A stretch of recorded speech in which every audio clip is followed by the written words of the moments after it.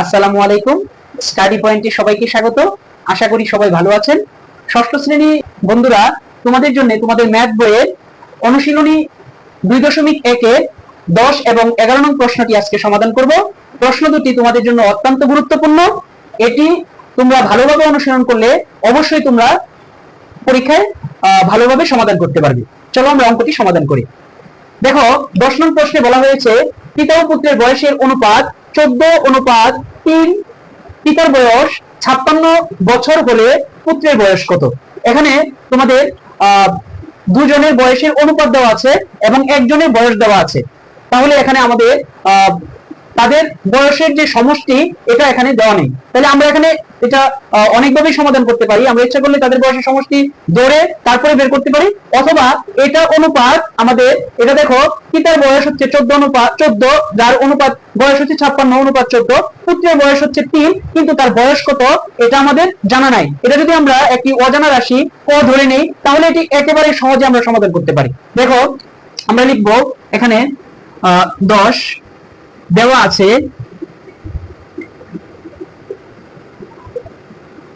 আছে, পিতার বয়স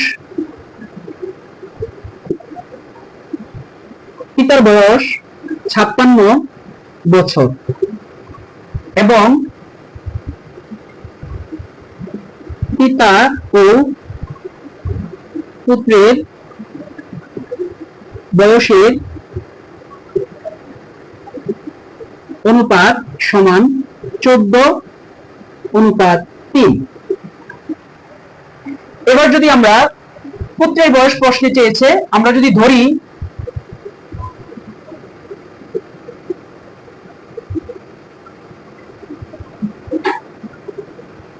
পুত্রের বয়স ক বছর,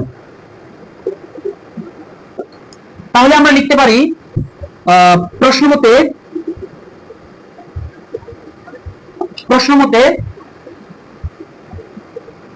14:3 সমান 56:ক।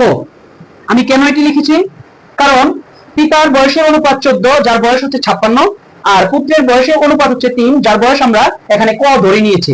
তাহলে এই সমীকরণটাকে যদি আমরা সমাধান করি, ক এর মান পাবো। ক এর মানই হচ্ছে পুত্রের বয়স। এটা আরো অন্যভাবেও করা যায়। আমরা যদি মোট বয়স তাদের বয়সের সমষ্টি ধরি তাহলে এটা আমরা সমাধান করতে পারি। দেখো, এখানে আমরা এটাকে লিখতে পারি, এটি অনুপাতের ভগ্নাংশ আকারে লিখলে এখানে এটাকে বলা হয় হচ্ছে পূর্ব রাশি, এটাকে বলা হয় উত্তর রাশি। তাহলে আমরা এখানে লিখবো 3/14 সমান, এখানে লিখবো ক ভাগে 56। এবার দেখো, আমাদের এখানে আমরা দুইটা ভগ্নাংশ পাইছি। আমরা জানি সমীকরণের ভগ্নাংশের আমরা আড়াআড়ি গুণ করতে পারি, এটার সাথে এটা এবং এটার সাথে এটা, এটাকে আর গুণন বলা হয়। আমরা আড়াআড়ি গুণ করলে এটাকে পাই 14ক সমান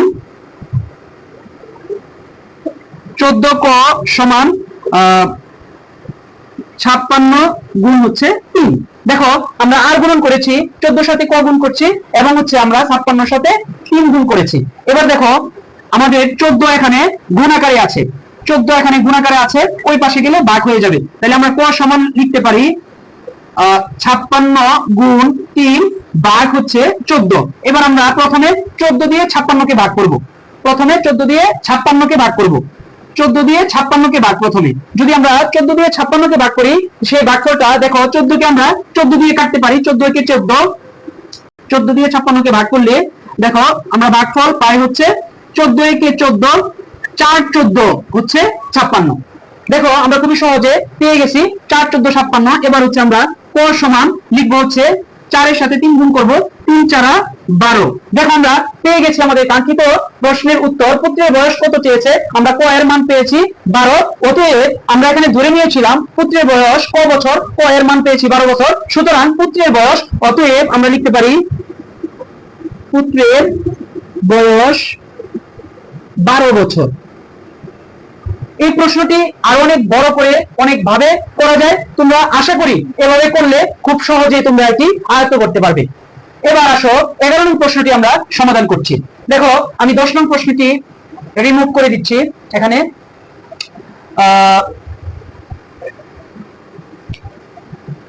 দেখো 11 নম্বর প্রশ্নে বলেছে দুটি সংখ্যার যোগফল 630 হলে এদের অনুপাত 10:11 হলে, মানে হচ্ছে দুটি সংখ্যা যার যোগফল হচ্ছে 630 এবং এদের অনুপাত হচ্ছে 10:11, সংখ্যা দুটি কত?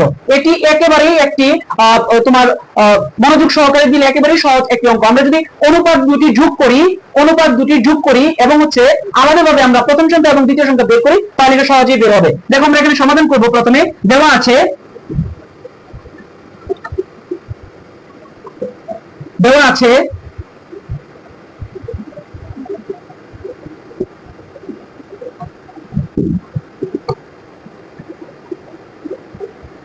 দুটি সংখ্যার যোগফল সমান 630 এবং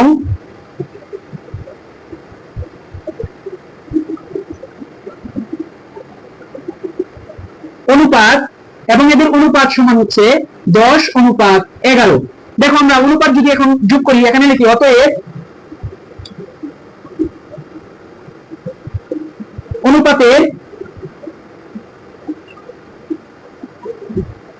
অনুপাতের সংখ্যাগুলোর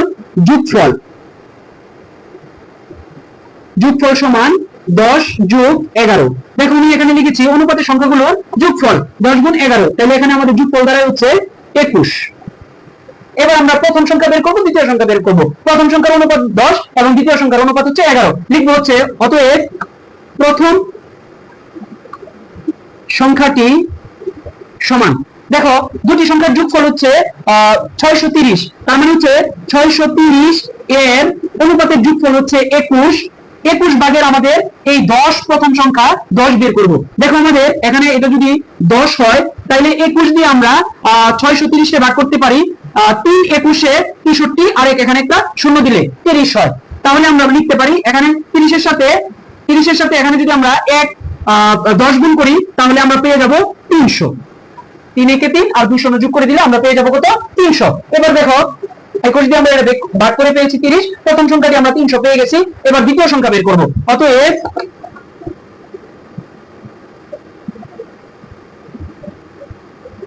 অতএব দ্বিতীয় সংখ্যাটি সমান 630 এর 21 ভাগের দ্বিতীয় সংখ্যার অনুপাত 11, আমরা লিখে দিব 11। দেন 21 দিয়ে আমরা আবার 630 কে ভাগ করলে পাই হচ্ছে 30 দিয়ে এটাকে গুণ করলে পাবো 3×11 33 আর এক শূন্য বসায় দিলে 330। দেখো আমরা আমাদের কাঙ্ক্ষিত তিনটি সংখ্যা পেয়ে গেছি। প্রথম একটি সংখ্যা হচ্ছে 300 এবং দ্বিতীয় সংখ্যাটি হচ্ছে 330। আশা করি তোমরা অঙ্কটি ভালোভাবে বুঝে এবং অনুশীলন করবে এবং সংখ্যাটি তোমাদের কাছে অবশ্যই অত্যন্ত ভালো লেগেছে।